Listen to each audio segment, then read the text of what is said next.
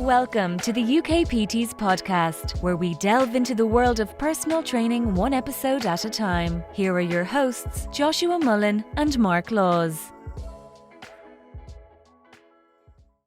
Hello and welcome to episode number 5 of the UK PTs podcast. I'm Joshua Mullen and this is my co-host Mark Laws. So today we've got a special episode for you. It's the 5th of November 2020. And what that means for everyone in the UK is that we have now entered officially lockdown 2.0. So on today's show, instead of just having one guest being interviewed, we've decided to go to more of a round table discussion format with 3 guests. So Mark, could you tell us a bit more about our guests, please? Yeah, sure can, mate. And we've sort of done this because we thought it'd be more beneficial for people to hear about other trainers, coaches, facility owners, what they're going through, what they put in place during the first lockdown, how that's going to change for the second one, or how it's going to stay the same, and basically some coping strategies to deliver to anyone listening. So the guests are all based in different parts of the UK. So first of all, Sabina Scala is a very highly regarded S&C coach. She's based in Fulham in West London. Then you've got John Clark, who is based in the Midlands, and he operates a number of facilities in the area. And then up in Glasgow, you've got Ross Stewart, who's got quite a swanky new place that he set up his second facility just last year. So it's going to be quite interesting to hear what they've all got to say. From a gym owner's perspective or a studio owner's perspective, this will be really useful to listen to. But even for just a self-employed personal trainer, you get a great insight into the foundations of a business and what's going to help them to survive in adversity. So it's definitely one I'm looking forward to. And also, drum roll please, I expect you to add some noise to that with your IT skills afterwards. This is the first episode that we are recording in association with a trusted partner, which is Wolverson Fitness. They have very kindly offered us a discount code, which is UKPT10, 10, not TEN. And anybody listening to this can use that code. You can give it to any of your clients or friends, family members. If anyone needs any kit, then use the code, get yourself a little 10% discount, which is better than a kick in the bollocks. And you can enjoy your home workouts with some quality merchandise in your hands. It's like these bad boys. Oh, there we go. Josh has got them in the background. And then, Josh, as a test of your IT skills, I would like you to put the discount code underneath my finger there, right where I'm pointing, UKPT10. And then somewhere over there, if you could stick the Wolverson logo so everyone can see the branding. And I hope you all enjoy the show. Okay, so guys, you're about to be welcomed into the 27 Club. So the first round is education. So I believe we're going to go John, Ross, Sabina answering. So question 1, in which year did you qualify? John. God, that is a good question. 2007. Ross? 2010. Sabina? Oh God, probably 2007. So 2006, sorry. Probably 1986, if you're honest, Sabina. 1957. So who is the education provider? My local sixth form college. I did it alongside my university degree. Nice. For me, it was the Training Room, I believe, was the company. I did it after my honours degree. Yeah. Nice. The first one, it was, I think it was Premier. Okay, good choice. And how long did it take you all to qualify? I think it was a 10-week course. Good I answer. think mine 6-week course. 9 to 5 effort. Sorry, I did a year's course because I did sports massage therapy with it as well. Okay, awesome. What was the last CPD course that you completed? I actually don't know. It's been that long. The joy of not coaching that much anymore. I've mainly managed the gyms rather than actually coach. I don't actually know. I couldn't actually. Leading seminars, John, eh? I think I'm probably the same. We've been leading more seminars and courses than we have been attending them. Yeah. What was the last one you attended or read, Ross? I think the last course I would have attended would have been through the IFBA, and it would have been the tail end of last year. Maybe the advanced coaching practice course through the IFBA, I think. Nice. And Sabina, what was the last course you went on? It was actually Phil Daru's course about training for MMA in Cumbria. Nice. And that was last year. Yeah. Wow. So what is the next CPD that you guys have got your eye on?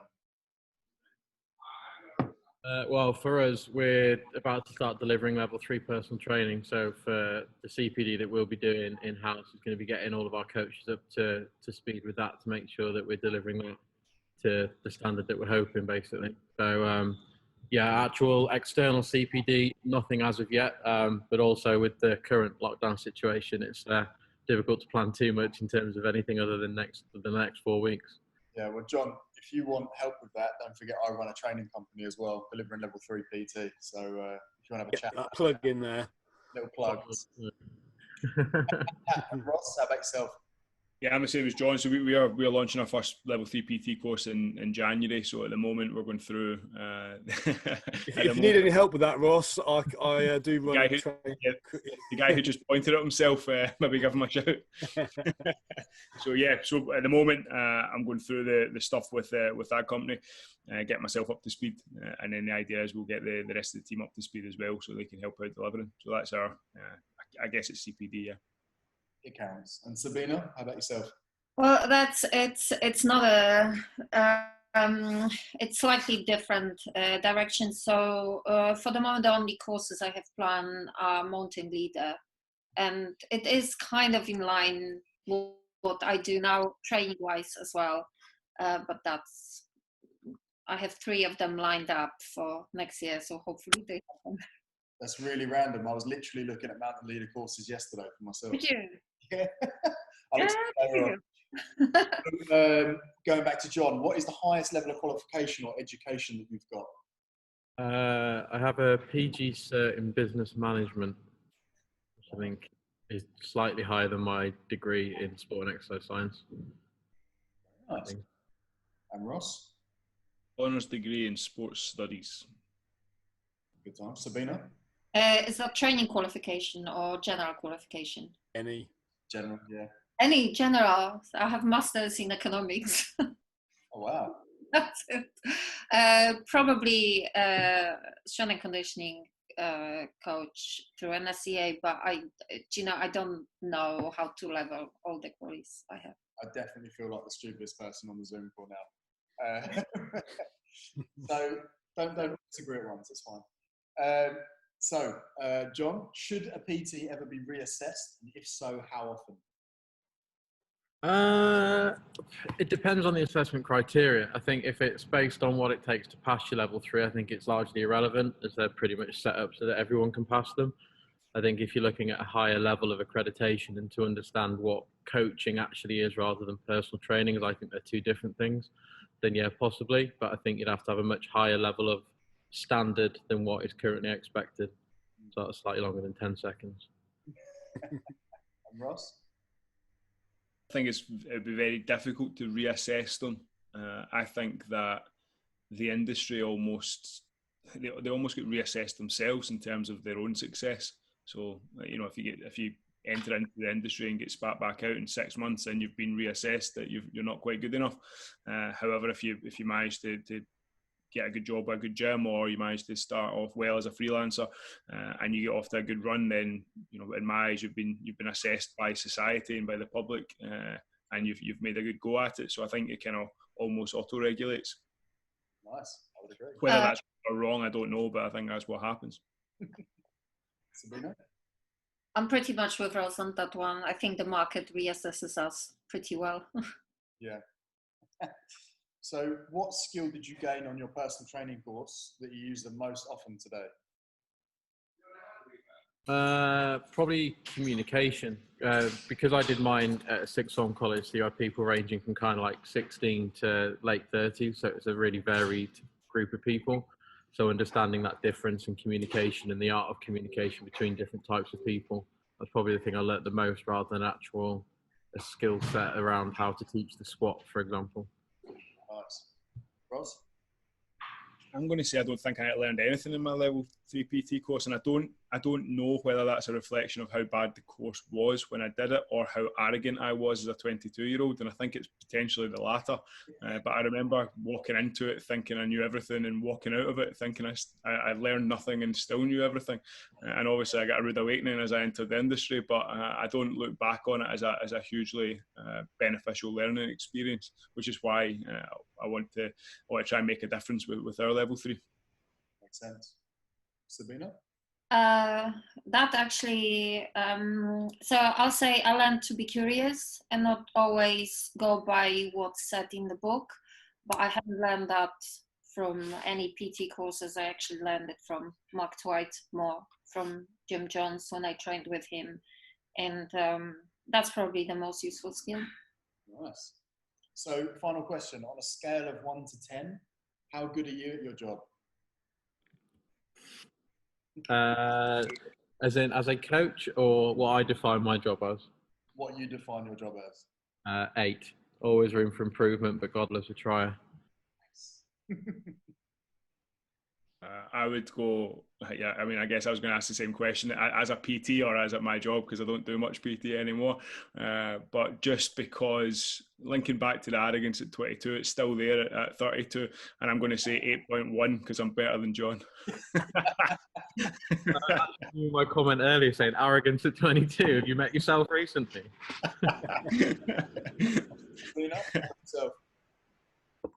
As a business person, I'll give myself -1. As a trainer, I'll probably go for 9. Wow, that's a bit uneven there. Yeah. Well, We'll take an average and we'll call it, what would that be, 4? oh, no, bollocks. Well, you said it. They're your answers, Sabina. Right. Anyway, round 2 is based on some sort of slightly more industry-based things. 9 minutes that was, by the way, for that 1.5-minute intro round. But no one's telling us what to do, so it doesn't matter. So if you're all ready for round 2, John, we'll go same order. You're up first. Please name the most underrated person, product, or thing in the industry. That's a tough question. I'm going to give a shout out to one of my good friends who I think should have a much bigger following on Instagram than he does, as he actually puts out some good content. So I'm going to go with Jay Bell over at Proactive in Hull. Really good bloke, really good personal trainer, and puts out a lot of sense. So I'm going to go with him as an underrated professional in the industry. Ross? He's going to say himself, isn't he? No, absolutely not. Absolutely not. I'll go with, I'll follow a kind of similar line to John, and I'll go with Avi Durant in Scarborough. Runs a quality gym down there, and yeah, doing big things for female coaches and gym owners. You know.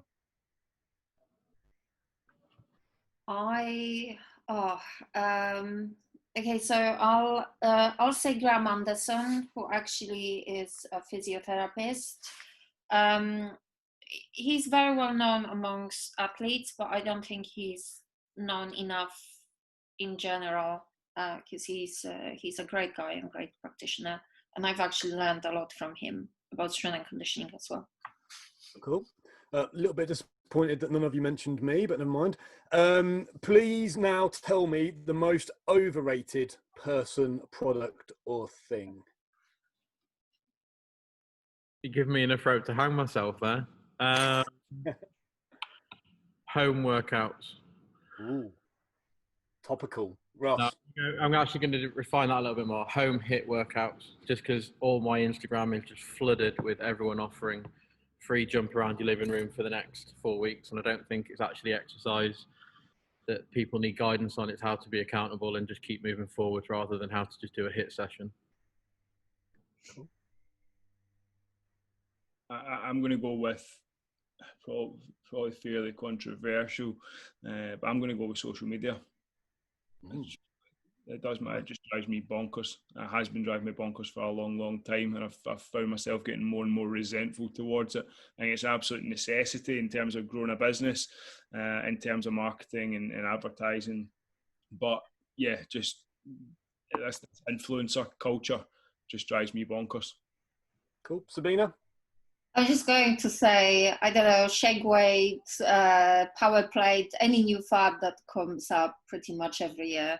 I don't know what's recent, but all these things. John, back to you. What book should all personal trainers read? I'm actually going to switch it slightly in terms of personal trainers and around business. So Shoe Dog is a big one for me. I read that twice a year. I think the world of being a personal trainer and a business owner is pretty relentlessly difficult, and that just shows the highs and lows of Nike. And it took them, best part of 30 years to finally make it. So it's this idea that it's not an overnight success. As with any industry, any career, it takes time. So I'd say Shoe Dog, which is the story of Nike. Ross? Yeah, great shout, John. For me, a book I circle back to time and time again is Legacy by James Kerr, about the culture of the New Zealand All Blacks. I absolutely hate rugby. I think it's the shittest sport in the world. I know half the call are big into it, but I think it's the world's worst sport. However, that's a great book. And I think that no matter where you are, what you're doing as a PT, whether you're working in a gym, whether you're freelancing, you have to build a culture around yourself, your clients, the other trainers in the gym that you work in, whether they're all freelance or not. And I think that that book's just a brilliant lesson on how to develop culture and how essentially not to be a dick. Probably need to read that again, Ross.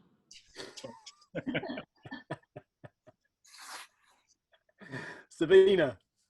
The Rise of Superman by Stephen Kotler. Anytime, not only for trainers, but pretty much for everyone. It talks about the state of flow and pushing past boundaries of what's possible for any human.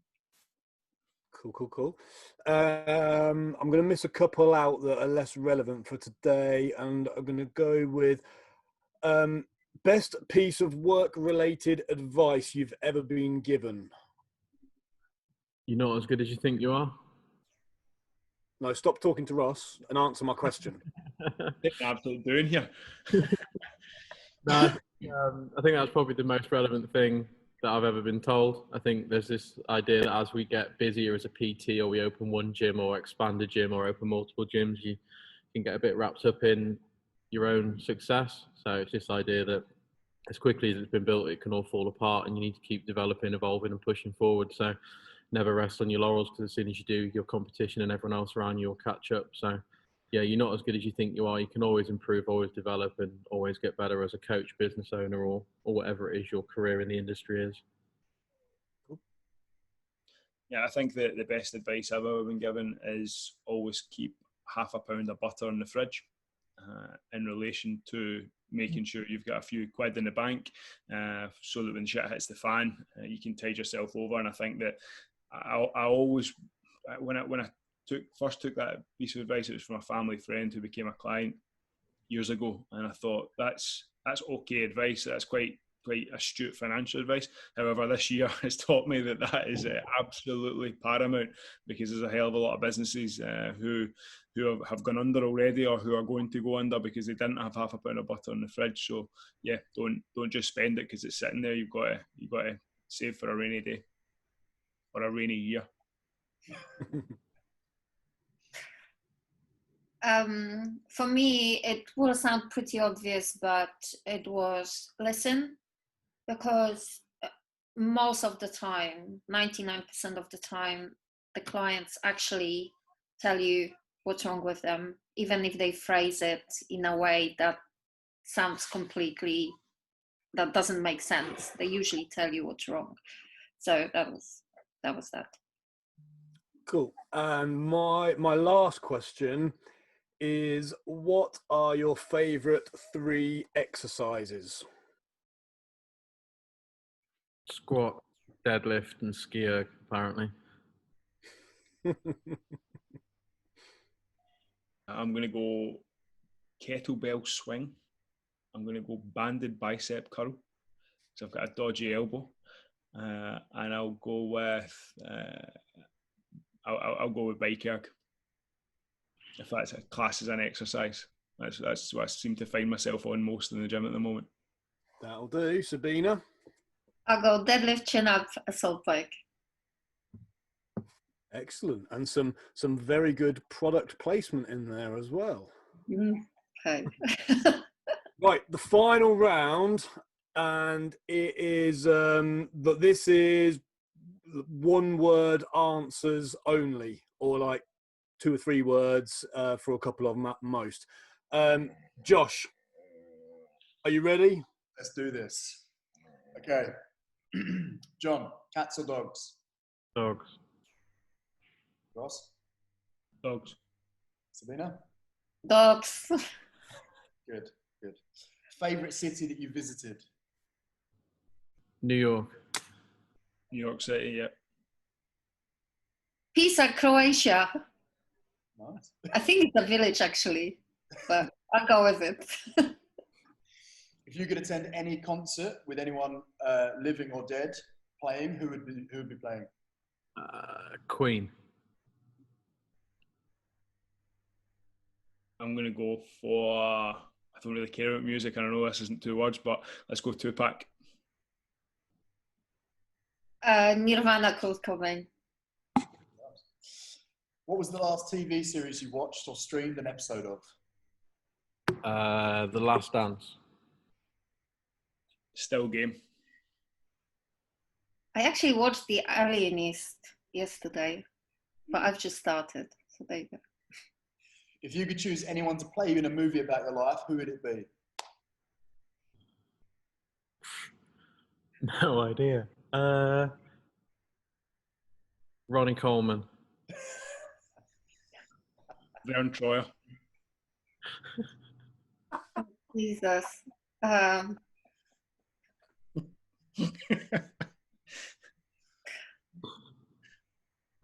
No. I'll go Xena because I like riding horses, and she does a lot of it. Good times. Tea or coffee, and how do you take it? Coffee, white Americano.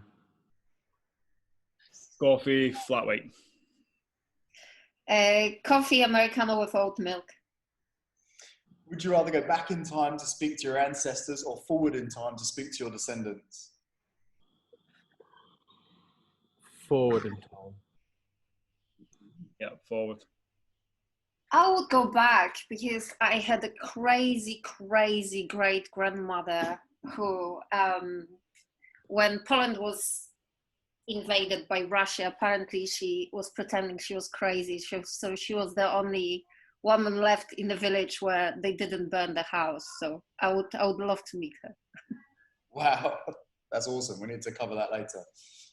Okay.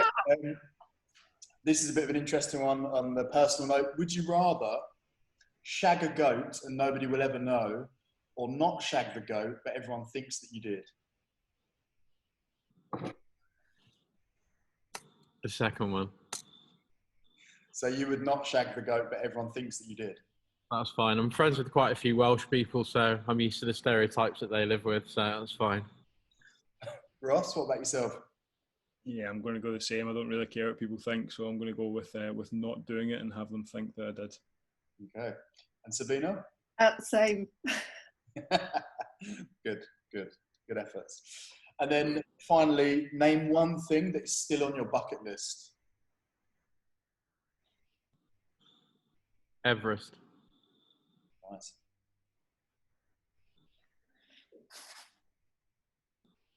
I don't have a bucket list. There we go. And Sabina? Can I say two? Yeah. They're both equally important. I would love to do Matterhorn, and there is ultra marathon in Iceland, which is called Fire and Ice. I would love to do that one as well. Wow. Love You it. have to give one of them to Ross, though. So, Ross, we're sending you up the Matterhorn. Yeah, 5. With your little Vern Troyer legs. It'll take you about a month. So, you are now all members of the 27 Club. Well done. You are, it's a select few, quite an elite network of people. So, Mark, what are we doing next? Yes, we'd probably better move into the interview stage, the new interview stage in association with Wolverson Fitness. Discount code to follow later. So for you three, we've asked you to come in at short notice in light of the lockdown in England, and whether that spreads further afield. And for those who don't know you, other than what they've just listened to in the intro bit, John, you're based, fair to say, in the Midlands, like Worcester, Worcestershire, around that area. Sabina is based in London, with a gym in Fulham, and Ross up in Glasgow. So you're all fairly well spread out geographically. But first of all, as gym owners, because in the UK PT group, we're going to have a lot of gym owners or gym managers and studio owners. Just give us an insight into what you did when the first lockdown was announced, in terms of what you did to ensure that clients were happy, and how successful was it? Did you see a big drop off? Did you maintain everybody? Did you pick up new clients? I know that could probably be a 30-minute answer from each one of you, but if we stick to the same order and come to you, John, first, just give us like a bit of a synopsis of what you did and how effective it was. I think with the first lockdown, it was the great unknown, wasn't it? We didn't know how long it was going to last. We didn't know any financial support, furlough. No one had ever even heard of the word back in March. So there was a lot of unknowns. But for us, we went back to our core values, which is to lead, inspire, and motivate. So it was, how do we now do that remotely, virtually, and obviously without a physical gym? So we did what probably most other people in the industry did and pivoted online. But the thing for us was, when we look at the success of Fit 360, it's not been just because our coaches are great at teaching movement and fitness. It's because we create a community, we create a culture, and we create a place where people can connect. So that was really important to us, that we maintained that even in a lockdown. So it wasn't just jumping around doing HIIT or kettlebell workouts in your living room. It was also creating a social space online with all the various different social events that we ran, and challenges, and keeping people motivated and accountable. And it went pretty well for us. We had a gradual drop off as the reality started to hit for a lot of people, with themselves being put on furlough, then redundancies and other business closures affecting our members' employment. But for the most part, we reopened with not a huge drop off in membership. And we actually saw a big drive when we then reopened in terms of referrals, because we'd been one of their constants throughout what was a very unstable time. So I think a lot of our members appreciated the community, the culture, and the support network that we provided, which is then seen as bounced back to pre-lockdown numbers, until obviously Boris had other ideas about November. So yeah, that was the first lockdown, and we're pretty much using the same blueprint for the second one.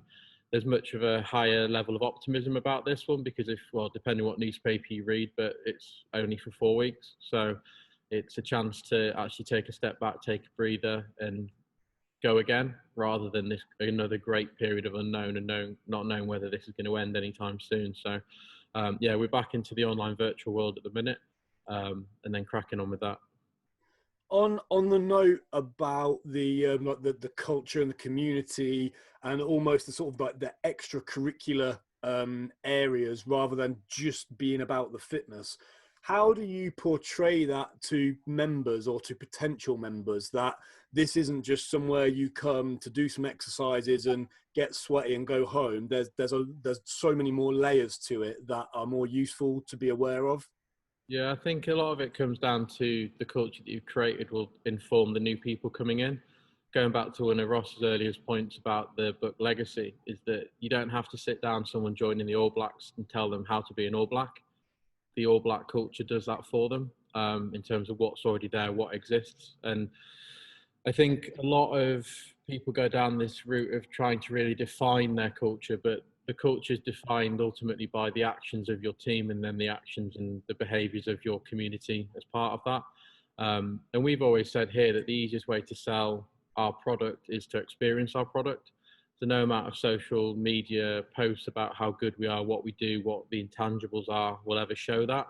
But walking through the door or coming into our internal community and experiencing it will educate and show them what our culture is, what our community is, and what extras come from that. And you'll always get varying different types of people. You get some people that will literally just here to exercise. They don't want to engage socially. They just want to train, do what they need to do and get out. But I'd say 90% of our members, it's about the community alongside the results that they get and being part of something bigger than just them that isn't work. So yeah, I guess the short answer is that our own community will explain our community by being a part of it. Yeah, cool. And then when you say that obviously you had no choice to switch to delivering everything online. Was that then a mixture of your one-to-one PT sessions were delivered in a one-to-one format, and then some group sessions were delivered in a group format, or was there a slight change in the service that was offered? Yeah, we tried to maintain the delivery kind of hierarchy of different tiers that we run already. So we do one-to-one, small group, large group, and then we do programmed access. So we decided how can we deliver those kind of 4 different tiers through a virtual service. So we had one-to-one coaching on Zoom. We had small group coaching on Zoom. Our classes were delivered via Facebook Live in our internal members groups, so people could follow along. And then we had what we call catch-up TV, so then filmed walkthroughs. And it's just understanding that we've gone from most people working 9-to-5 jobs to now people who've got kids at home. They're trying to work from home with the kids running around and everything else. So our timetable needs to change alongside that as well, and not just give people the access that you have to train when we're running sessions. It's giving them the option to catch up on outside of that when the kids are in bed or first thing in the morning or so on and so forth. So for us, it was delivering our normal standard of service and the different tiers of service that we provide and charge for, but then giving new options and new ways of training, recognizing that the world isn't the place it was a year ago in terms of the times that people train, their behaviors, their habits, having the children there, so on and so forth, working from home, step count and all of that. So it's coming up with ways to engage them on the varying levels based around what their new normal now is. Cool. Cheers, John. So Ross, the same sort of question for you up in Glasgow. How did things go your end? I think the first question is, what did you do? So after I shit my pants and then dealt with that mess, it was a case of figuring out from our members what they wanted from us, because obviously we were diving into, as John said, the deep unknown. Nobody knew how long it was going to last for. Nobody knew what financial support was going to be available. So we sent out surveys to the members and said, look, this is what's happening. It looks as if we're going to be forced closed and we're going to go into lockdown. So we closed a couple of days before we were told to, and just said, look, we're going to shut up shop. We're going to take a couple of days to think things over, because we feel that lockdown is coming to us irrespective, and we'd rather get ahead.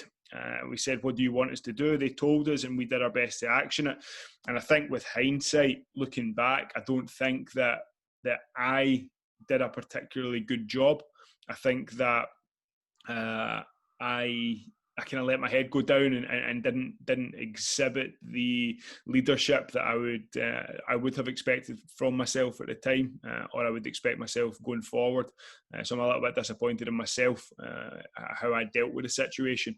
But we pivoted online.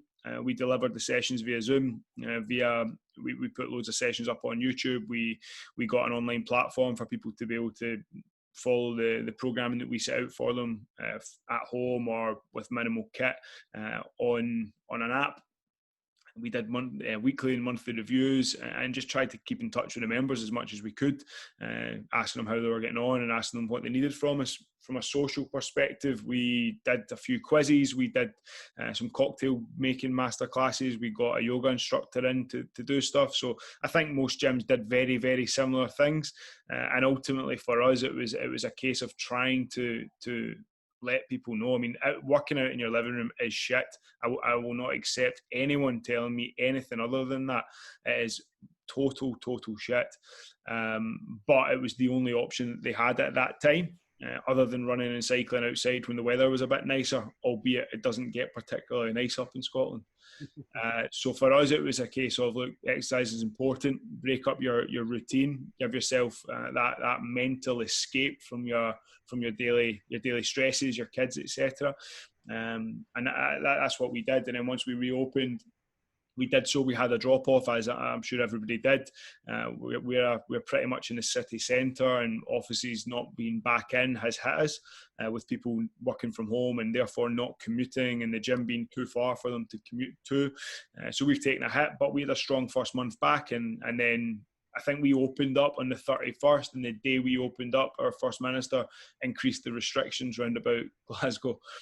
So we literally got open. And then on the day we opened, the First Minister said she was really anxious, and the day after she imposed new restrictions on Glasgow, just Glasgow. And then from there we battled through that for 3 or 4 weeks, and then we get more restrictions placed upon Glasgow, and now we've entered into the tiered system with another lockdown pending, no doubt. So the questionnaire you sent, or the survey that you sent to your clients, like in the first few hours or days when the lockdown was announced, what were the most common things that came back from them? What did they mostly tell you what did they think they wanted, and how much did you and your team sort of give them the stuff that you thought they needed that wasn't on the list? Yeah, I mean, I think that everybody said they wanted home workouts. It was just that you know, across the board, we want home workouts. And I'm sitting reading them thinking, nobody wants home workouts. Like, nobody wants that, you know, but they felt that's what they thought they needed. So home workouts. Food ideas was another one. People just went mad for recipes and stuff like that. So for us, we then... For us, I think that people want the community feel. They want the support. They want the banter that they usually get when they come into the gym, and the chance to catch up with their friends and the coaches who they look favourably upon. So for us, it was, we gave them the home workouts, we gave them recipes, we tried to give them accountability, and we then just tried to give them as many laughs as possible as we could whenever we were coaching, to try and lighten the mood, because that's what I feel the country needed. And I, second time round, I absolutely feel that's the case. Cool. So, Sabina, then same question to you. How did things look in West London? So I think in our case it was a little bit different, because it's not my gym. I help running it. It's more of a commercial gym. So we have over 1,000 members. So as you can imagine, it's not one big community, although it would be lovely to have that, but it's kind of groups of communities in the gym. So there are classes for moms, which may be like rebound classes, Zumba for older women as well. And what we did, which looking backwards at it was a mistake, we were providing Zoom classes. However, they were not taught by the class instructors, they were taught by our PTs. And they were kind of going up and down, a little bit busy here, a little bit busy there, then less busy, then more busy. But the mistake was they should have been taught by the instructors, because then the communities that go to different classes respond to it better. We have rented a lot of equipment, and that allowed us to keep quite a few people paying the membership pretty much till the end. So that pushed us through. In terms of myself, I retained all my clients. and now she's doing one-to-one sessions with them online. But it was easy for me because pretty much everyone I've trained them for minimum 3 years. So I know them well, and most of these guys have the equipment at home. For me, if they had one dumbbell or one kettlebell and a staircase, that was cool. But it was a period where you had to kind of forget a little bit about huge developments. It was more maintaining. But yeah, that's what we did. I think equipment hire pretty much kept us going most out of all. It's interesting you say that, because this popped up in the UK PT group this week, and there was the usual fucking bitching and moaning at each other because one person was talking about loaning their equipment out, and because somebody else thought that was a bad idea, they then had to argue that one was right and the other was wrong. So Sabina's mentioned she rented hers out, and John, your place looks like it's been robbed in the background there. Just talk to me a little bit about the provisions that you put in place, if any, to loan or give kit out to any members. John, if I start from you. Yeah, I mean, firstly, that doesn't sound similar to the fitness industry at all, mate, with people arguing difference of opinion. But yeah, for us in the first lockdown, we didn't. We actually worked with Wolverhampton Fitness to create some home gym packages. Another plug in there for you, Jason. Plug your sponsors. Yeah, Jason's top bloke, helped us out during the first one. So we got kettlebell, dumbbells, and resistance band packages that the guys ordered for those that wanted. I mean, we had guys doing kettlebell swings with an actual kettle on online sessions, and we were like, we need to do something about this. This is ridiculous. So, yeah, so they kitted their own kind of like mini setup with kettlebells, dumbbells, and bands. And then that was then carried over when we then reopened, because we weren't sure whether this was going to be a long-term reopening or a kind of a flash in the pan, and the R rate was going to jump back up really quickly.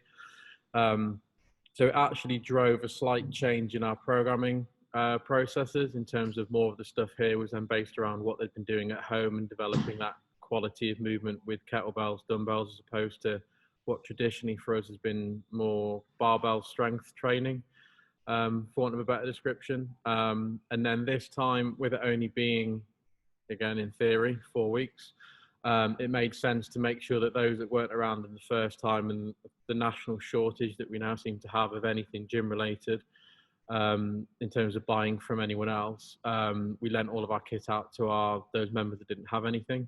And again, for us, we know that it will increase buy-in over the next 4 weeks. It will make sure that they've still got something to train with, something to do. But I think we probably all appreciate as well that 75% of people that borrow kit is just going to become an expensive doorstop for 4 weeks, as people, again, as Ross alluded to, well, made quite clear, home working out is fairly shit for most people. So it's not something that's easily to motivate yourself to do. But yeah, for us, it was just a value-added extra. It's something that we could do without feeling a need to charge for, because they've already put money in the pot for November. So it's the least we can do to make sure that they can maintain the momentum whilst we're closed for 4 weeks. Cool. Ross, what was your policy? Our policy was very, very simple. We didn't have a policy publicly, but if somebody asked us if they could have some dumbbells, kettlebells, whatever, we just said yes, and let them have it. We didn't charge for it. You know, as Sabina alluded to, we got, and I'm sure it was the same with John, we got a hell of a lot of support through the lockdown with members still paying their membership and paying online rates for us, to us. So we just said yes whenever anybody asked for it. Of course, we've got a few bits and pieces that haven't quite made their way back to the gym yet, but I think that we just take that in the chin as a cost of coronavirus. You know, if we lose, we've all lost a significant amount of money, I'm sure, and if we lose a couple of dumbbells and kettlebells on top of that, then it's not really, that's not what it's going to be. That's not going to be what puts us under. It's a piss in the ocean, isn't it, compared to the bigger picture? Yeah, so, you know, I've got members of my team, like, you know, that 16 kilo kettlebell still missing. Like, well, yeah, we've got bigger problems. So if that's all we need to worry about, we're doing very, very well. But unfortunately, that's not all we have to worry about. So I'm just going to leave it. Sabina, obviously the boys have the luxury of having sort of smaller, more boutique sort of membership bases, whereas yours with 1,000+ members. What did you say? You rented the equipment out to members? Was that right? I mean, we didn't charge extra for it. It's just a membership fee. Okay. So whoever wanted to take the equipment from the gym just maintained paying the membership fee. And that's pretty much it. There was nothing extra. Cool. Everyone, in terms of the kid coming back, all the kid had to be back in the gym 3 days before opening. And actually everyone has to sign a little document that the kid is not going to be kept outdoors, because I know a lot of gyms had that problem when the kid came back. It was quite rusty, and obviously come back in the same state as we rented. But we didn't lend, with small exceptions, like for clients who we knew really well. Some of them would get a rower or assault bike, but as a general rule, we didn't really rent these. Fancy seeing someone on the tube with an assault bike over their shoulder. Oh, they don't travel that far. They probably would push it through Fulham. So I mean, on that note, I was a bit flippant with my initial question, because it pissed me off as I was reading the chat unfold with people. Someone was saying, "Oh, it's unprofessional to lend out equipment," but we've just heard from 3 very successful professionals that was probably actually what kept their businesses close to being alive during the period, because it was so beneficial. And sort of, of course, there's never a right or wrong way of doing anything. And if I don't expect that a gym would have people queuing up to carry treadmills to their car and stick them in the utility room, but smaller handheld bits and pieces, your kettlebells, resistance bands, dumbbells up to a certain weight. I personally think it's a great way to be able to offer value and just show appreciation and trust to the client, who you want to then show trust back to you to remain a member. I think there's a couple of things there as well, though. I think going back to that whole community and culture idea, if you've got the right people in your building and you've attracted the right kind of clients, then I'd happily lend them whatever they wanted. Yeah. Because we've created a culture of similar-minded people that I know aren't just going to disappear with a few £100s worth of equipment.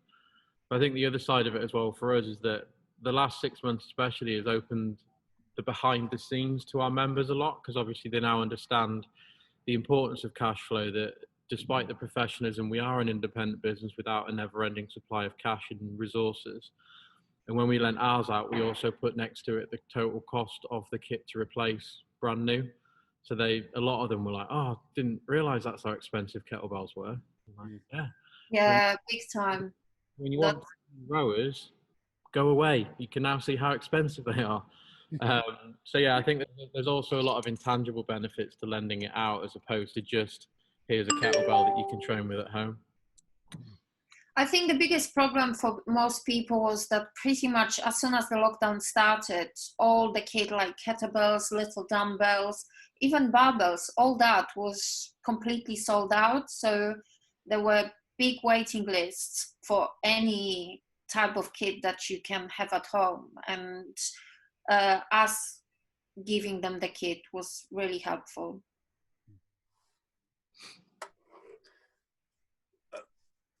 Sorry, Freya's just woken up.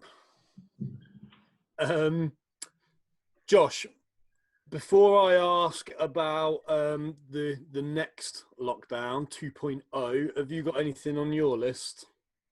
Yeah, so I wanted to know, really, what were your thoughts on the help that the government offered gym owners, small businesses, self-employed? Like, what did you think of the government support throughout lockdown? Are we going in the same order? Yeah, go same order. You've got to set the tone, John. Right. Matt Hancock is an avid listener.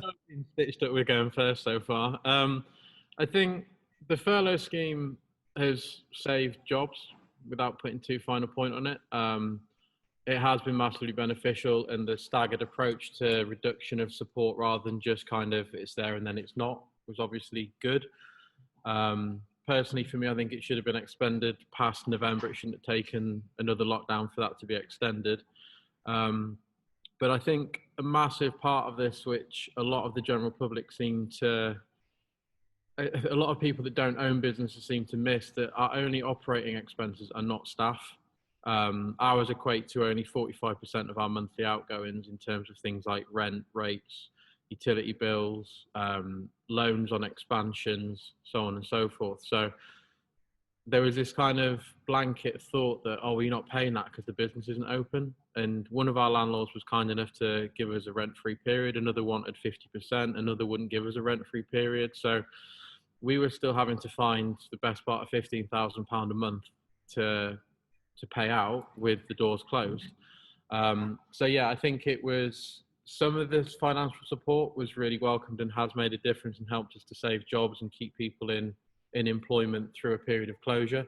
But the other stuff in terms of allowing us to not have to delve quite deeply into our cash reserves, not so much. And I know that to the average person, like a £15,000 grant is a huge amount of money, but for a 6-month closure, that equated to not even a month's rent across all of our facilities. So it hasn't gone very far. And again, the bounce back loan for us, yeah, you can keep borrowing money, but you've still got to pay it back.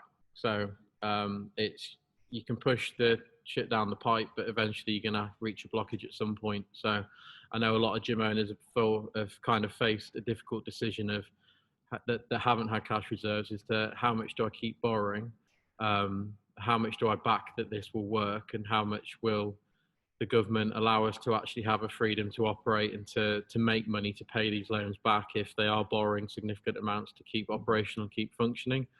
So yeah, in a roundabout way, some of it really good, really welcomed, others just simply not enough, which is why so many gyms are starting to struggle that didn't, like Ross said, have cash reserves and financial aid to fall on internally.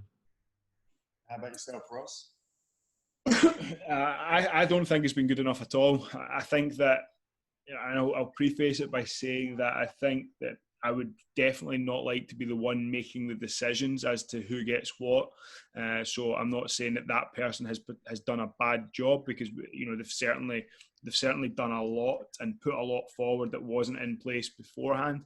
But as John alluded to, like giving businesses a I can't even remember what it was. It was either 10 or 25 grand up here per premises, which I've still not had, incidentally.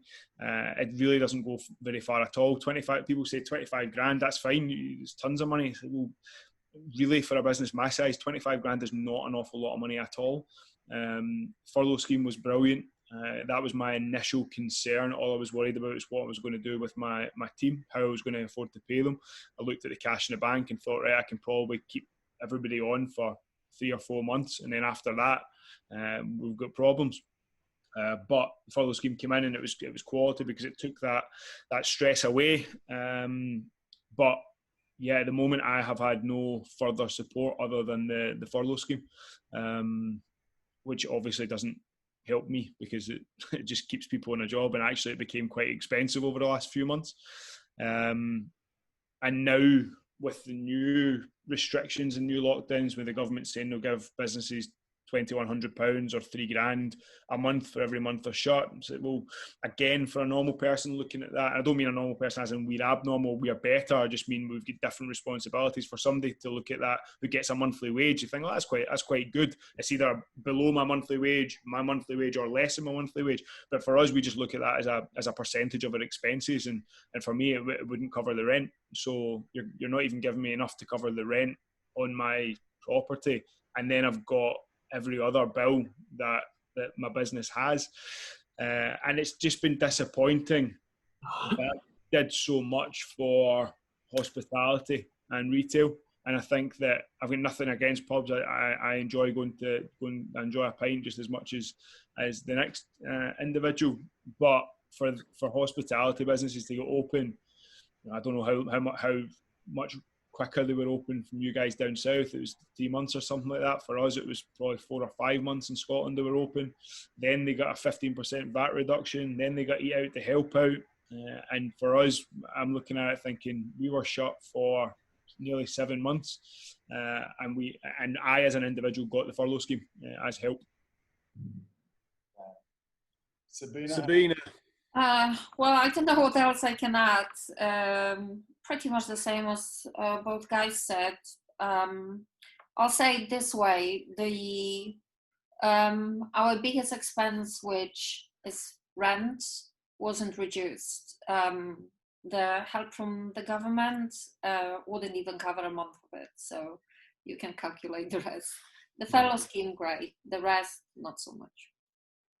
Yeah, and as Ross sort of said, you would hate to be the person that has to make the decision, because no matter where you draw the line, there's going to be fucking millions of people that are just a few inches over the line that are going to be that are not going to be very happy, and aren't going to have a leg to stand on. And I suppose it's interesting to hear when you hear. I know no end of personal trainers who have put their VAT returns in legitimately, and they've been rewarded with up to 10 grand payouts for 5 months, 5-6 months, couple of grand a month, and they can still do their stuff on Zoom. They've been laughing. But whereas from a business owner, a gym owner who's running one or multiple sites, there's so many other costs involved that we've got a mixture there of no rent reduction at all to John got 50% on one and a month free or whatever on another place. But there's a lot of costs in there that still have to go out every month, with a 10, 15, 20 grand lump sum doesn't go anywhere near as far compared to a PT who can live in his mum's spare bedroom and still do some Zoom sessions online with no rent going out. But additionally, the because of the restrictions and the guidelines, I think every facility had to make significant changes to their layout, to their equipment, to the fabric of the building. So for me, again, I haven't had the grant yet. I should get it eventually. There's a kind of dispute going on at the moment. But for me, the majority of that grant money, even though it isn't in my bank yet, has already been spent on new equipment to change the layout of our gym, because we had to adapt our business model.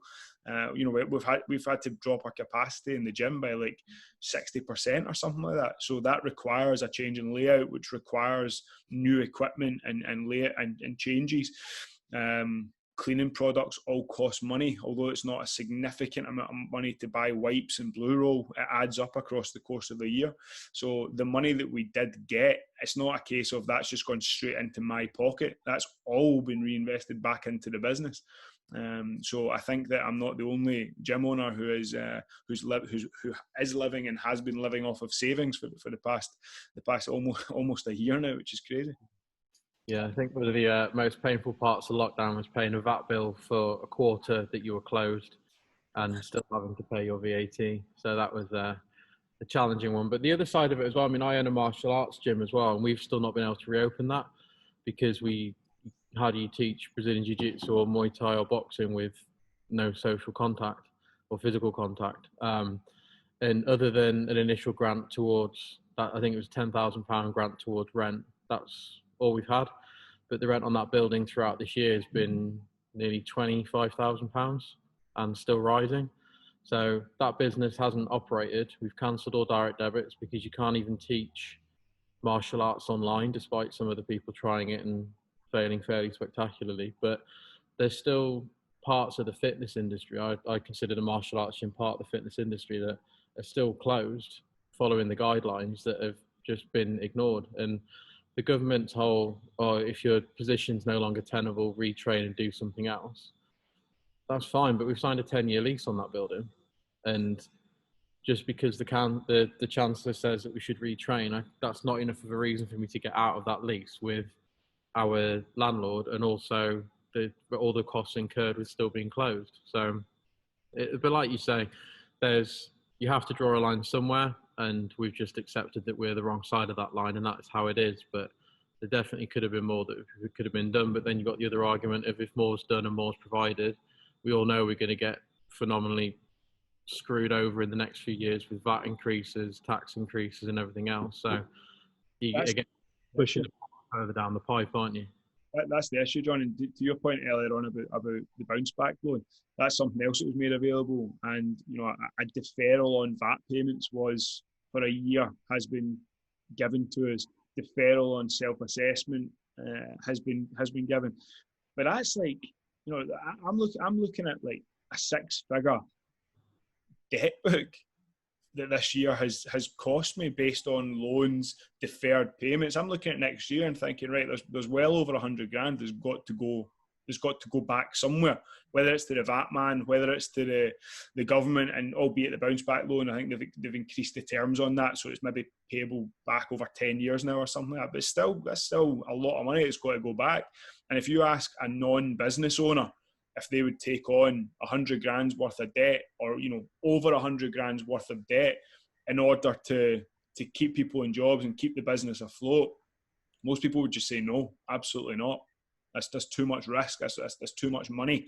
But that's ultimately the answer that we are given when we ask, like, well, what do you expect us to do? We expect you to take on more debt. We expect you to take on bigger loans because the interest is low and you've got a long time to pay it back. Well, yeah, but you're still forcing company directors and small business owners into more and more debt to keep their businesses afloat. And I think that's something that the general public who don't own businesses are maybe oblivious to, is a bit strong, but not as aware. They're not as aware of the stresses that come with it as they potentially could be. I think the biggest frustration, based on what I spoke to people who own gyms and the guys here in the management as well, is that we have done everything we could to try to avoid the second lockdown, and no one really understands why the industry that contributes to less than 1% of registered COVID cases is being penalized. Because if we can't do any more than what we are doing, and we haven't had any registered COVID case in our place. And across UK and Europe, I read this different statistics. It's so low, it's statistically insignificant. And yet the only country that decided to keep the gyms open is Denmark, with a full lockdown. So it's the biggest problem is the unknown for next year, or even for this lockdown, if it's going to be for a month or for longer, or if it's going to come back in January, no one knows. So everyone is acquiring more debt, but we cannot really come up with a plan to come out of it. Agreed. I think that's been one of the issues as well, is the lack of consistency around the government's approach to gyms and the whole thing. I mean, on Friday, was it Thursday of last week, Boris was quoted as saying we're not deviating from the regional lockdown approach. So we were there, well, we're tier 1, we're good, we're fine, we're cracking on. About to invest in some new equipment and a few different bits and pieces. And then on Saturday, actually, we're going back into a full lockdown. So again, we're being asked to take on more debt and more issues to deal with over the next decade. But there's no consistency in their approach to gyms and this whole situation. So you kind of literally just making a best guess over a complete random outcome. So yeah, I can see why so many gym owners are saying, do you know what, I'm just going to go back to being a one-man band and do my own thing and look out for myself rather than trying to maintain a gym and employment and everything else that comes with it. It's quite interesting that later on today, apparently there's going to be an announcement from the Chancellor about what financial support will be given for this lockdown, but I'll be quite interested to see whether it's just another case of get more loans and we'll extend furlough a little bit longer, or is it going to be something more substantial? That's the problem, really. Go on, Mark, what were you going to say? What was I going to... I was going to say that obviously in the industry that we all operate in, even when it is all singing, all dancing, has a very high turnover rate of the vast majority of people who come into it get chewed up and spat out, as Ross alluded to earlier, and fall by the wayside. So I'm sort of getting at that hopefully one sort of shining light that might come out of this over the next 2 to 5 years is that at least the people such as yourselves who operate their businesses very sensibly, very shrewdly, but match that up with a very good sort of coaching and the physical aspect of it as well as the community aspect, will sort of rise to the top. And it will, at least hopefully, the people who do survive this will be bulletproof, and the ones who are the fly by night, the chancers, will hopefully fall into another profession and find something else to do. That's not me saying I'm trying to get rid of loads of people, but I think that's just the way it will be. I think it's shown to a lot of people whether business ownership or gym ownership's for them, as it's kind of made them weigh up the pros and cons of it. But I think if you'd have told most gym owners back in January that you're going to spend 8 months of the year with your gym closed, I don't think many would think they'd still be standing come January the following year. So I think those that have managed to fight the good fight and stay open and do the things that they needed to has probably allowed everybody to review A, whether they want to do this, and then B, how they do it. As I know, it's actually been beneficial for us in terms of our product and what we deliver and how we deliver it, because we've almost been able to press pause and start again. So actually Fit 360 coming out of the lockdown is an entirely better product than it was pre-lockdown, because it gave us 6 months to plan, review and change what we were doing anyway. So I think that it's actually made the stronger operators stronger, and those that were possibly just hanging on think, as you say, maybe actually this isn't for me, I'm going to go do something else. I think one of the things that was said to me right at the very start by one of the guys that I train who's wildly successful in business, he said, this will be the best thing that's ever happened to you. He said, you're going to, and at the time we thought it was going to be 3 months. He said, over the next 3 months, you're going to acquire about 10 years worth of education, just in terms of the situations you're going to be put in and the decisions you're going to have to make. You're going to have to face everything that's wrong with your business, and you're going to have to address it. The things that you would normally let slip and let just kind of brush over or brush under the carpet, you're going to have to address.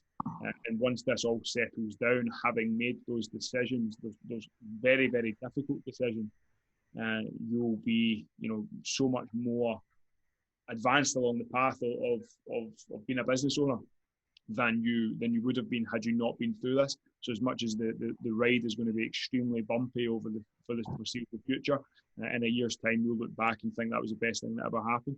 And I think, as John's just said, we are also now in a stronger position as a product and a service in the gym, coming back out of lockdown number one. However, it's going to take a while for the numbers to shore back up for me to look back on the previous period favourably or fondly. Do any of you have any thoughts about keeping a bit of an online based service that you're going to continue in the background even when the face-to-face business is up and running again, or are you going to just stick to face-to-face? So we had this conversation internally in terms of what do we want to do, and what is our service offering. And I think a lot of people thought that this was an opportunity to massively push into the online world. And if the online world wasn't saturated enough pre-lockdown, it's definitely very, very saturated now. And there's a lot of companies with far more financial resources and can do it with much better production value and production quality, i.e. the likes of Peloton and things like that, compared to anything that we could try and produce internally. And for us, the conversation always came back of, we're a bricks and mortar facility. We coach people and we do it in our facility. So whilst we can pivot and we can run online, it's not our primary driver. It's not something our coaches particularly enjoy or want to spend a career doing. We want to coach people in front of people. So in terms of after lockdown number one, we did maintain some online programming for those that were shielding, those that were still at home with the kids and everything else. But that very quickly petered out and people got back into the building, and when we reopened, you had the early adopters that were almost like, not bothered, I want to get back in, I want to train. You had people that were in the middle ground that were like, I'm not sure whether a gym is safe yet. And it took a few weeks for them to accept that it was before they came back in. And then you had those that were just never going to come back in and were going to stay at home. So we just accepted that they were, unfortunately, not a casualty of the membership, but it's just not what we were going to continue to run and continue to do. So unless gyms get closed long term, as in like the nightclub industry, then we will have an option to pivot online like we have done this week, but it's not going to be a service offering that we provide or charge for in the background. Yeah, Ross, then Sabina, same question. I think that our plan is not to offer anything immediately, but work on something behind the scenes over the next period of time that we can potentially bring to market. But John's points were solid in that like Apple are bringing out an online fitness like offering. What we're going to do with that? The idea is to take online some sort of accountability support package that integrates the community feel and the fun that we have in the gym. But I've got a feeling that it's something that we'll talk about and do bits and bobs of work to, but never really go all in on, because ultimately our bread and butter is opening the door for people, getting them into the gym, sitting, drinking coffee, training, having a laugh afterwards. Like that's what we do. And it's very, very hard to replicate that in an app or in your living room. So we'll do what needs must if we're in lockdown. But in terms of becoming an online coach or having some sort of online presence and online coaching product, I just don't think that I'm ever going to have the enthusiasm to do the work required to actually make it work. Cool. Okay, I'll speak not for the gym, I'll speak for myself. So myself and a friend have been working for some time on some online stuff, but it's very, I don't want to talk too much about it. Basically, we're using this month now to do a lot of filming, but it's still not going to be the core of the business. I love training with people in person, and that's what I like doing. That's what I feel works best. However, it's good to have a little bit of extra income stream that you can rely on when the times are tough, but that takes years to build. So we are starting something at the moment, but it's not going to be out for the next couple of months. So when you are like a true purist from a coaching perspective and you get a boner for being face to face with somebody and actually physically helping them, add to that like the community aspects that we've all covered at some point, there is no better option than being in the same room face to face. I mean, it's great that you've all diversified and you've gone online and you've made a bloody good stab of it, but it's actually quite nice to hear that you're not now thinking, oh, fuck me, I'm going to dominate the online market. We can advertise for members in Timbuktu who are just doing our online Zoom sessions. You're all very, very set at this is what we do. This is what we do best. We've sidestepped some hurdles, but when there's a clean path in front, we're going back to what we know and do best. Yeah, I think that there's a recurring theme in kind of the gyms that are doing well. And obviously, the definition of doing well in the current environment is slightly different to what it was a year ago, but that they know who they are, what they stand for, and what their teams are about. And I think there's this often in the fitness industry, especially, people follow trends, and it's like a few years ago, everyone was going to be an online personal trainer. You could work from a beach and all that kind of crap that came with it. And everyone's like, oh, I do online training. It's like, you love coaching people in person. Like, yeah, but all the money's in online PT. And it's like, if you're just chasing the money, then you're not going to have a very long or fulfilling career. And I think the thing that 2020 has taught all of us is what actually matters to most of us. And for me, I'd gone too far down the path of chasing KPIs and progression in numbers. Whereas actually the thing that really matters is the difference we make and the community we create and the intangibles and the softer side of it. And I just don't get that from online like I do in person. So that's definitely the main driver for us, is that we understand who we are, what we do, and we'll always pivot and adapt, improvise, overcome, and all the usual buzzwords. But when we get to operate how we want to operate, then it's delivering a bricks and mortar facility in front of people, because that for us is what we're about. Cool. My final question, and then Josh may or may not have one after, before we then go into the last section. So my last question would be, lockdown number 2 is in full swing. We're recording this on Thursday, so it started today in England. Ross, up in Scotland, you are not in lockdown, but you may well be sooner rather than later. That's yet to be decided. Somebody's listening to this as a gym owner, gym manager, facility owner, or manager of any type. What advice would you give them facing this second lockdown, based on the advice you've given yourself from either what went well or what didn't go so well in the first lockdown? First one would be just don't panic. I think some of the gyms that I work with, one of the things that they've kind of felt they have to do is give information out immediately. And it's like, okay, the government's announced it Saturday night at 7 p.m. We need to have prepared a response for 1 minute past 7.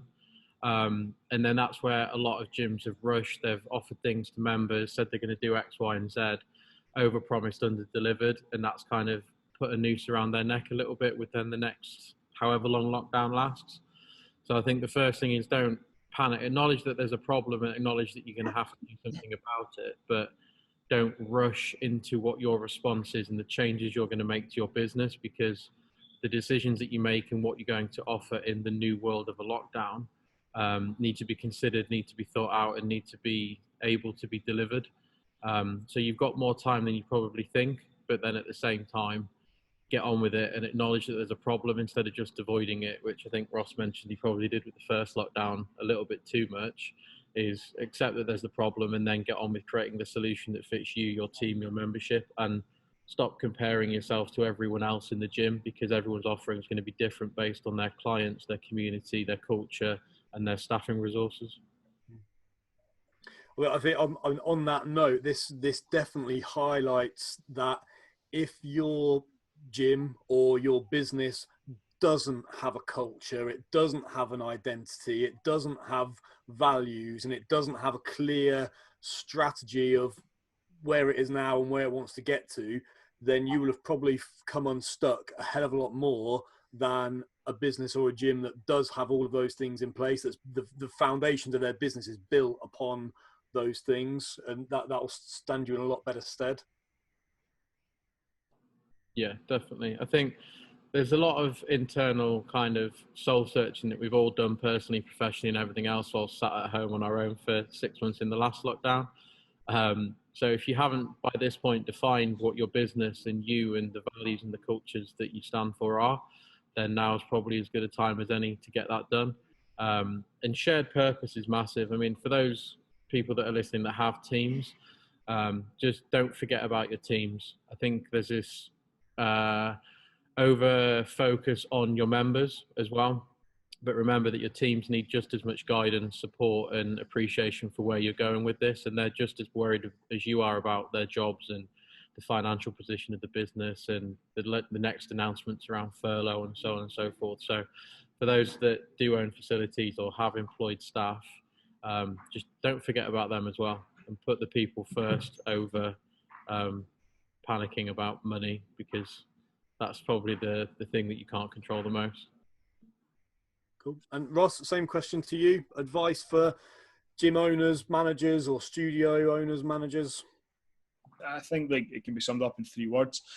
Those are lead, work, and communicate. And I think that leadership, I alluded to earlier on that I don't think I did a particularly great job from a leadership perspective first time round. I don't think I did a terrible job, but I think I could have done a lot better. For me, the leadership comes into letting everybody know there's a problem, dealing with the problem as well as you possibly can, and dealing with the problem as well as you possibly can, and making sure that, you know, if you are struggling and you are panicking, then, you know, let the next person know. So whether that's the staff or the customers, look, this is a hard time. You know, I'm not bulletproof. This is tough. Letting everybody know that you're in the same position as them. Then you need to work. So you've got to address the issue. You've got to identify what the issue is within your business, because every business will have different problems, and you've got to work through it. And then from a communication perspective, John said about not rushing into it. Something I've tried to do the whole time is buy myself time. So whenever there's an announcement, or whether there's something like, look, I've seen the announcement, give me the rest of the day to figure out, how to interpret it, to figure out how it applies to us, and then to push forward. So those are my kind of three big words: is lead, work, and communicate. And two of them aren't very big words. Just 4 letters. Big meaning. Oh, okay. Sabina. From a perspective of bigger, more commercial gym, I think identify the communities you have in the gym. So you have your yoga community, you have your Pilates community, which probably will merge. You have your afternoon mom classes community, and they tend to be pretty tight. And then obviously you have your lifting guys community. And if you identify all the communities and people who can help to support the communities, because I wasn't very good for yoga, but I can happily support anything to do with lifting or running training, a bit more performance based. Then if you have right people in place, and you can put good products in, whether they are yoga Zoom classes directed to that particular community, or they weekly sample training packages for people who have borrowed the equipment, then I think it's the best you can do. But just identify different communities within your one big space. Yeah. And follow-on question, same question but different context. John, you said that you now probably don't do any PT or any coaching. Ross, you do very little. Sabina, I know you do a bit. Hello. But all of you will have PTs or coaches that operate either nearby or underneath you. What advice would you give to a personal trainer who is going into this second lockdown? What can they do to ensure that their clients are going to come out of, is it 4, 6, 8 weeks, but they're going to come out better at the other end, or at least just not worse? I suppose my answer to that would be similar to what Ross did, what he mentioned with his first lockdown, is actually survey your members in terms of what they want or need. I think there's a general assumption as a personal trainer that you know what your client needs. And right now, everything's kind of been thrown out the window and starting again with most of your clients, because obviously their situation at home has changed, and their jobs and everything else. So I think the first thing is to actually understand what your clients need. And then the second one is to do what you can to actually offer that and support it. I think there's probably, like I said earlier, there's a lot of comparison over, oh, well, this personal trainer is doing this and I can't do that, and I'm not comfortable with doing a Zoom, but I can do a Facebook Live, or whatever it might be. But find the version that works for you based around you as a coach, your members, what they want, what they need. And also use it again as an opportunity to reflect in terms of, okay, well, where might you be weak as a deliverer of sessions? Has it highlighted a weakness in your communication?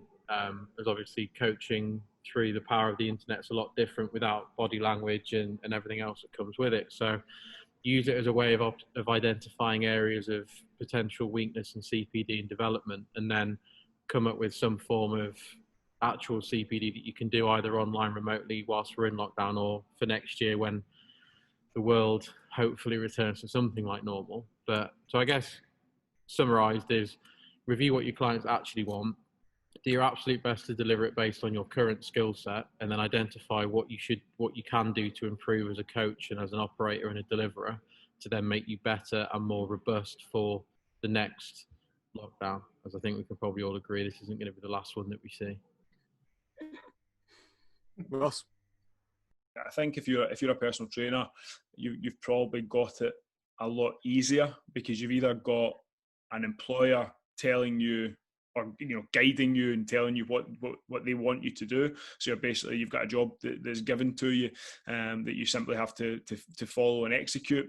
Or if you're self-employed, you've got a far smaller client list. So you might have, if you're a self-employed PT, you might have 5, 10, 15, 20, 30 clients. It's very easy to pick up the phone to every single one of those people and say, how you doing?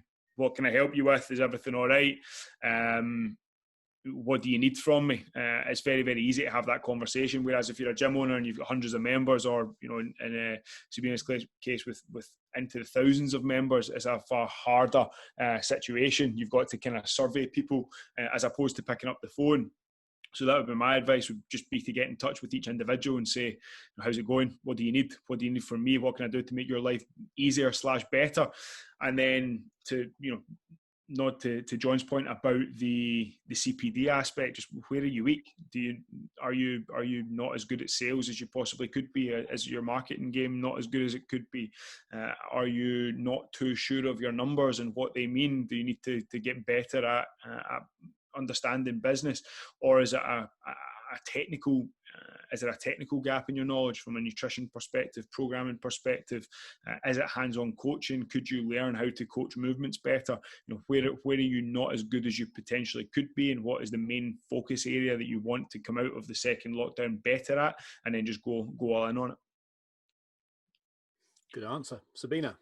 I think the lockdown will definitely, for PTs, it will highlight where they're lacking in knowledge, or ability. I think you can get better at something always, even if you haven't got tons of equipment, or, to be honest, any equipment. And now, as long as the parks are open, a lot of parks have got their mini gyms, and they have pull-up bars, they have balance bars. So all that is free and open to use. I haven't got any particular advice, to be honest, because I think all the years that you work with your clients, or months, if you're good at your job, you will have no problem retaining them. If you just run through mindless circuits and just exercise them, they may not come back to you. So educate as much as you can. That's it. Cool. Good stuff. Josh, any last quick ones before we go on to the mass debate?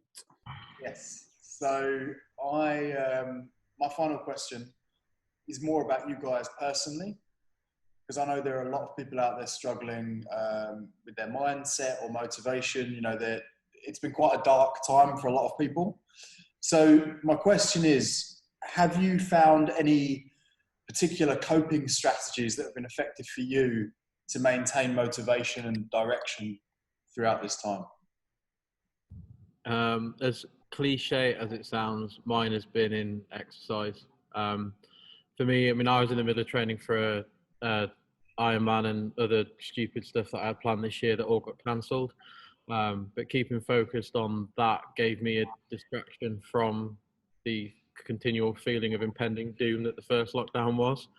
I think it's that classic, if you just constantly focus on the problem, then it consumes you. So for me, actually, what advice would I give to my members? It would be to create structure, create accountability, and take some time out of the day for yourself. So for me, that time out is to train and to read. So those are kind of my coping strategies, and kind of always have been, but that's always been like my anchor that I've always fallen back onto anyway. Hence why I then end up signing up for stupid challenges, because if you don't actually train for them, you don't get to do them. So you don't really have an option to procrastinate and not do it. So yeah, those would be mine. Nice. How about yourself, Ross? Yeah, I definitely found myself training more during lockdown than I was before lockdown. Out running. trying to train. I tried to avoid the gym as much as I could because I found that I just got stressed when I was in it. So I tried to get my running shoes back on and get out there. So yeah, definitely a lot more training. And then as much as it's not necessarily a positive coping mechanism, there's definitely a lot of alcohol consumed. Definitely to seek solace in bottles of cold Corona as opposed to the virus. And Sabina? Well, I'm Eastern European. I don't do motivation. I do structure. So I have 2 pretty big races next year. One is 100K. One is Dragon's Back, which I miserably failed last year. So that keeps me going. I don't even think. I just train and a lot. And both of them I'm doing with pretty fit guys who are way faster than me. So I have to put a bit of more work to catch up to them. Wow. Sounds fun. Right, Mark. I think Yes. it's time for us to masturbate. Section 2, the masturbate section. So normally what will happen, me and Josh take it in turns, and then we will debate against the guest. We'll go 60 seconds each. I've got a Tupperware full of random topics that I'll pull out, and then we'll decide who's going to argue for, who's going to argue against. As there's 4 of you on, I'm going to split you into 2 teams. So on my left, as I look at it, I've got Josh and Ross. They're going to be on one team. And then I've got John and Sabina on the right-hand side, who are going to be the other team. I have 2 random topics in my hand. Sabina, as the lady, please choose a hand that you would like me to masturbate with. Left. Everyone always chooses left. You do. So much harder. The term is CrossFit. So, how am I going to work? I'm going to decide. I would like Sabina and John to argue against Okay. CrossFit. It is the worst thing you have ever seen. Ross and Josh, you are arguing for CrossFit. You boys fucking love CrossFit. I'm going to give you 45 seconds each, and we're going to alternate. So I'm going to go Josh first, then John, then Ross, then Sabina. Everyone happy? Happy. Sure. Yep. Okay, so Joshua Mullin, you've got 45 seconds to tell me why you've got such a CrossFit hard-on. Go. Okay, so the first thing is community. So CrossFit were the first people that showed the fitness industry how important community was on a massive scale, and that grew their business into a multi-million-dollar company. And then also the thing that I love is it's got entertainment value. So they've introduced the CrossFit Games, and they've made that into a bit of a show like the Olympics. And then also you've got the high intensity functional aspect of the training, which allows people to build a robust physical form of fitness. And also it's constantly varied. So that allows people to maintain motivation for the long term, which might allow them to get better results. How? John, tell him why he's wrong. I mean, if you're talking about entertainment value, watching a CrossFit box attempt Olympic lifting is always up there as a good laugh. And I think as well, like, I mean, if you throw enough random stuff at a wall, eventually something will stick. So I'm sure if you keep throwing random exercises at people, eventually they'll find something that they enjoy or like. But I think the biggest issue with CrossFit is the only thing of a progressive overload with CrossFit is when you're seeing your physio to put you back together, as you're constantly varying away from a 1 hour run deadlift to a fastest mile to something else entirely, completely non-planned or periodized. So yeah, for me, CrossFit's not the one. Ross, you love CrossFit. Tell us why. CrossFit's amazing. You get to eat all of the paleo food, so you're not allowed to eat anything that's enjoyable, which is obviously really, really quality because we all love paleo. It gives you tremendous looking traps. I don't think I've ever seen a CrossFitter without awesome traps. Makes you a good all-round athlete. You're strong, fit, explosive, although technically rubbish at everything, but but explosive and fit all round. I think, yeah, Joe, I'm not anti-CrossFit. I think the community aspect is amazing. They have done brilliantly well at coining terms. Sabina, finish off. I hate CrossFit, yeah? Yeah. Okay, so coming back to the functional movement, it's functional as long as, well, not functional for me because most of it is cheating anyway, like keeping pull-ups, burpees, which looks like that person doing them, ollie lifts, not going to even mention that, they're ridiculous, jumping backwards of the boxes numerous times, that's asking for Achilles injuries. In terms of community, yeah, they have a great community, but they tend to be a lot of sect-like. So if you're against CrossFit, you're against everyone. And entertainment, first not tested. I like CrossFit, really, to be honest. There we go. There we have it. I think there was, considering Ross was unsure what team he was debating for. I think with the anti-CrossFit team probably just picked that one with some help from the opposition, but the people can decide. They can make their minds up. CrossFit probably the greatest and worst thing that's ever happened to the fitness industry, all in one go. Right, final little bit. Hopefully you have some statements for us that are false and true. 2 false ones and 1 true. John, do you have your 3 statements? I do. Can I also put in a statement that I actually quite like CrossFit before I get an entire bucket load of hate sent at me on Instagram? Oh, yeah, you can. Yeah, we usually leave with the caveat that this is a piss take, and obviously none of us should be quoted in the court of law on our opinions. This is the Wild West of the fitness industry, though, so none of that counts. Right, John, please read out your 3 statements. Okay, number 1, I can walk 20 metres on my hands. Number 2, my highest sporting county representative honours were for Yorkshire Under-11s Rounders team. And I have a fear of the number 13. Right. You're a big lad, John. Walking 20 metres on your hands would not be out of the realms of possibilities. You're a very strong boy. I also know that you're a tidy rugby player, and I would imagine you must have played rugby at a higher level than you've played rounders. So I'm going to say that number 2 might be false. I don't think you give a shit about the number 13. I think you're too switched on for that. So I'm going to go for number 1 as the true statement, that you can walk on your hands for 20 metres. And I think the other 2 are false. Josh, what do you think?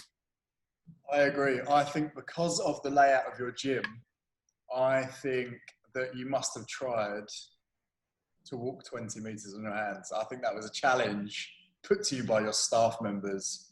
So I think number 1 is true. Ross or Sabina, do you agree or disagree? Any other thoughts? 20 metres walking on his hands. True. Yep, I agree. John, put us out of our misery. I'm glad that you all have such faith in my athletic ability. It is actually the number 13 is true. I have a real dislike. It's not a fear as such, but it is a real dislike for the number. Like if it's on volume number 13, not having it has to change. The number 13 has always brought me bad luck. Not that I even really believe in it, but it's also just something that I hate, the number 13. He's done us there. John has, with his poker face, has done us. But I must admit, I can't be in the room if the TV is on an odd number. If someone's turned the volume up and they leave it on 41, it fucking does my head in. I have to move it up or down to an even number. Really? I had that with even numbers. I can't stand even numbers. That's why we never watch TV together, Sabina. Can you imagine? 41. Ross, please give us your 3 statements with your sternest Scottish poker face. 3 statements. I have climbed Mount Kilimanjaro. I was once arrested in America, and I was the captain of my school rugby team. Oh, has he thrown a spanner in the works by earlier on telling us that how much he hates rugby? Is that the irony of this one, that he was the school rugby captain? We've established that Vern Troyer is not well built for mountain climbing. But it wouldn't surprise me if you'd been robbed in America. Arrested in America. I want to go for the rugby one, but I'm going to go for arrested in America. And I'm going to add, I think it was probably drunk and disorderly. Rangers had probably been done in a cup final or something, and you were getting leery. You literally stole that. I was just about to say, I bet there was something involving drinking, and I think the arrest was true. Yeah, I agree. Sabina and John. Arrest straight away. I think everyone will go for that. After being on many a drunken nights out with him and seeing how Larry gets after a couple of shots of tequila, I'm going to go with getting arrested for being drunk and disorderly. Just a general nuisance. No surprises. That's true. I'm not going to confirm or deny whether it was drunk and disorderly. I'm just going to say it was for jaywalking. Oh, boring. Yeah. Yeah, jaywalking with his pants round his ankles, swearing at police officers. Whilst under the influence. Yeah. No alcohol was consumed. Happy days. Sabina, tell us your statements, please. So, I won a major international kayaking competition against Russia. Mm. Number 2, I rode an ostrich. Number 3, I randomly ended up watching a boxing game with a famous rugby star in his apartment, and I didn't recognize him. So, Sabina, you wouldn't shag a goat, but you would ride an ostrich. I don't think so. I think you're too consistent for that one. So I think that is false. Did you watch rugby with a random, boxing with a random rugby player?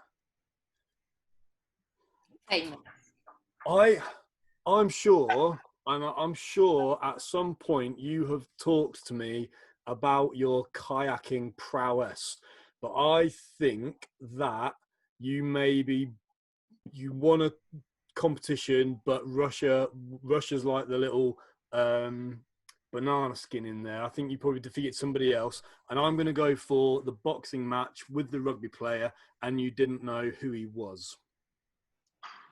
See, Maybe.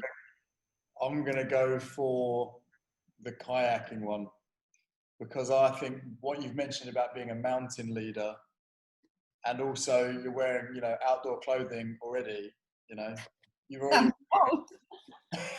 And I just think kayaking fits quite well. I think it's that one. Boys? I'm going to go with the ostrich. I'm going to go with the ostrich as well. Sabina, which is it? It looks like the lost man is right. Never rode an ostrich. I won a couple of kayaking competitions. However, I always lost against Russians. Standard, on account of how drugged up they were. And I randomly ended up watching a boxing game in James Haskell's place, sitting next to him, and I had no clue who he was. I didn't know you'd ever slept with James Haskell. You learn something new every day. Oh, stop it. I never slept with James. Oh dear, he might listen to this, and Huh? he'll be very upset to know that you didn't know who he was. I watched the David Hayes against Valuyev, which was ages ago, in his place, and I was there with some other guys, and they introduced me to him, and they said he's a very famous rugby guy, and I said great, but I had no clue who he was. Could you get his autograph on an England shirt for Ross? Oh, 1 second. Sorry. Oh, I thought he'd walked in. Fucking hell, shit myself. Josh.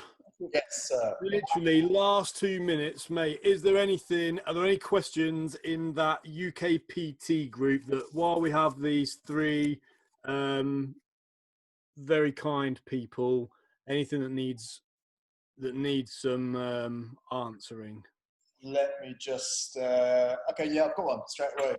Oh, boom! There we go. So there is a gym in Leicester that is vowing to break lockdown and stay open regardless of any enforcement action, fines. They've said you can't force us to close unless you take us to prison.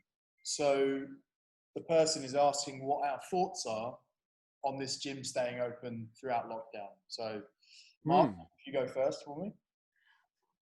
I mean, I don't want to go down the conspiracy theory route of somebody who thinks that it's all a hoax and then advertise that it's okay to go and do the opposite of what we're being advised to. So I would say that is probably a silly suggestion to broadcast that to do it is one thing, but to then broadcast that you're doing it is another, and I can't see that ending very well. I certainly don't condone it, and it has been pissing me off the last 2 or 3 days, the amount of PTs and gym owners I've seen screenshotting things, paraphrasing 2 words out of this sentence and 2 words out of this sentence, and then trying to claim some sort of loophole that means they can still deliver 14 one-to-one face-to-face sessions every day. So for me, I think it's a bit silly. Okay, John? Yeah, I'd probably agree with that for the most part. I saw something, I think it was Chris Burgess actually that posted about this idea that he'd actually prefer to see gyms not classified as essential during this lockdown, because actually if the R rate doesn't go down like it did on the last one, then public opinion will change on how safe gyms are. And I'm inclined to agree with that. Not that I want to close my gym, but I think if gyms were kept open right now, I don't think the public are going to act as responsibly, talking very broadly here, in terms of their ability to stay away from other people's homes and not socialise and not see other people and stick to the guidelines. So I don't think the R rate will be as affected as it did the last time we had a national lockdown. And I think as soon as gyms start to come up as part of the problem and not part of the solution, then I think we'll end up going down the same fate as the nightclub industry and similar industries like that, in terms of the government saying, well, if you can't follow our guidance and can't be trusted, then you'll just stay on the eternally closed list. So I understand the importance of raising awareness of how safe gyms are. And I think that, yes, we can do a good job and maintain social distancing and maintain a low risk level. But I think there comes a time where we have to suck it up, follow the guidance, and do what the rest of the country's doing in terms of closing the doors and doing our little bit to be part of the solution and not part of the problem. Ross, what are your thoughts? Yeah, I don't think that good leadership is keeping your gym open and trying to be valiant. I think that the point in the lockdown is to curb or to stop the spread of the virus. And I think that if gyms are the only place that are allowed to stay open, people will flock to them, and we will go from being one of the safest places in the current situation to then being one of the most dangerous places, no matter how good the measures and the preventative measures we put in place are, we will still be one of the only places that are open. So yeah, I agree with what John said there, and I think that good leadership is to pivot again and do so gracefully. Sabina? Do I believe gyms are safe? Yes, especially like with all the measures, I actually think it makes huge difference. Would I stay open at this present moment? No.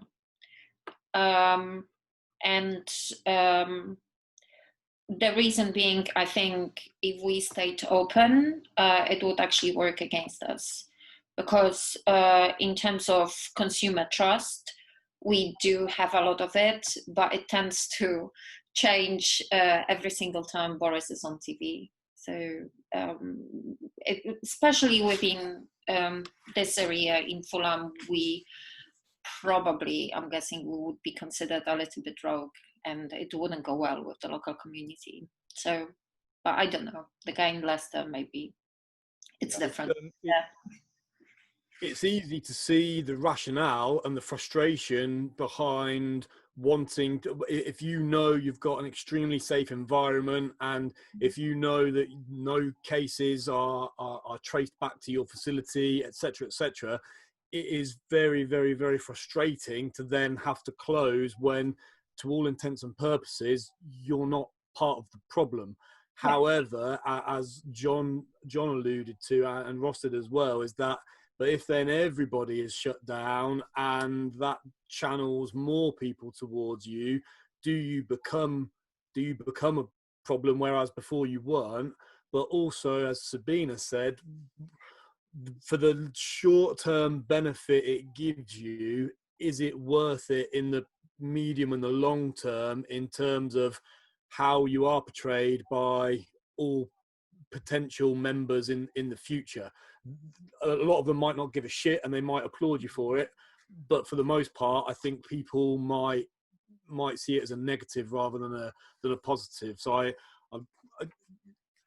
gyms look to be one of the safest environments in terms of the stats and the research and the number of cases. But if we're told we have to close, we kind of have to until further notice. I think there's probably a wider context of that as well. Like if the gyms in Leicester, for example, they've already been in lockdown for a significant period already. They have, yeah. I think they'll be getting a level of desensitization to the problem, and that probably now start to feel that the government solution is worse than the actual problem itself. Whereas I think probably for us three as owners in areas that have only just gone back into a lockdown, our probably perception of the problem and lockdown and everything else will probably be quite different to somebody that's already been in it for the last few weeks and months. Yeah. But I think that that's going to be the inherent problem with this cycle of lockdown and reopening up, is that over time, as we've already seen with this lockdown, people are far more desensitized to it. People are now less worried about killing their friends and family by being around them, whereas in the first lockdown, everyone social distancing was 10 meters, let alone the recommended 2. So I think the longer the cycle of lockdown, reopen happens, the less impact it's going to have that they want it to have with that R rate. So if gyms start to become part of that problem, then we can kiss goodbye to any future allowances, financial support, and so on and so forth. Yeah. It's an unenviable position. It's like I say, especially in that part of the world where the first lockdown was extended for so much longer than for the rest of us. But it's a very difficult situation. It's hard to expect. For me, if we stayed open, I'm sure it would turn more of our members against us than it would make them stick with us. It just depends on the culture of the gym. Our membership want to see us doing the right thing, and the right thing in their eyes is following the government guidelines. So if the government says we've got to close, then we've got to close. And I think that if you're the gym who stays open, then you will attract people for staying open. And you've got to decide, as John was talking about earlier on, who you want in your facility. Do you want a facility full of rogues and anti-vaxxers and all the rest of it? If the answer is yes, then cool, crack on, stay open. But I think that our guys would expect us to do what the government is asking us to do, and that's why we will do that. On that note, someone was telling me about a small little spit and sawdust gym that I know of, that during the entire first lockdown remained open to a small number of members who paid £500 a month for a key and membership to be able to let themselves in and go and train. 500 quid a month they paid to carry on training, 20 of them. You know, I'll say it this way. People become desperate, and that goes both ways, as business owners and maybe gym members as well. So, you know, I have no answer to that, because people behave differently when they are desperate. And if your whole livelihood is on the line, I don't know. The fact that I wouldn't do that, I think, doesn't mean that someone does it and it's wrong, because we don't know if they have 2 kids, 3 kids, no job. That's the only way to keep the family alive. Then can't judge. Difficult, isn't it? Josh, we done? I think we're all good. I think all good. Boys and girls, thank you all so much for your time. If you just, John, we'll start with you. Just tell people where they can find you if they want to come, and they might want to come and ask you a question or something like that. Just chuck out your some sort of contact details or social media handle or something. If we want to have a chat about CrossFit, my Instagram is @thebendingbarbell. If you want to follow any of my gyms, then it's @Fit360 or @Trojan Martial Arts or @Rise Fitness Consultancy, I think. Yeah. Personal and professional ones are those. Perfect. Ross? For me, email address is ross@improveglasgow.com. You can follow stuff from the gym @Improve Glasgow. The PT level 3 stuff is the Improve Academy, and I'm not massive on social media, but I'm on Facebook, Ross Stewart. You're not massive anywhere, hence you gave yourself Vern Troyer. Is the ego not massive? No, I mean, that doesn't count. I'm talking physical. But yeah, that's where people can get in touch or find me. Cool. So for me, it's Instagram @Sabina Scala and website sabinascala.co.uk. That's the if you want to see pictures of Sabina walking up hills or something like that, and absolutely nothing to do with S&C, then her Instagram is the place to go. True. Never stops bloody walking or hiking, this girl. See, I've been following all of you. I've just added you all, and I can confirm that is true. Yay! Right, all of you, thank you very much. You've sort of given us a good half an hour more time than we asked for, so it's much appreciated.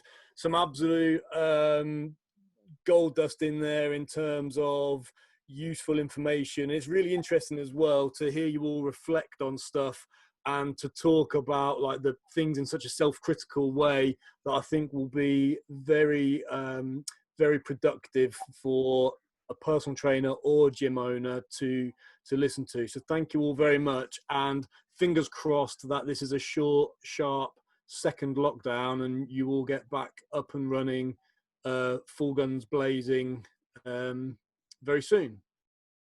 Thank you, everyone. Really appreciate your time. For having us. Good speaking to you.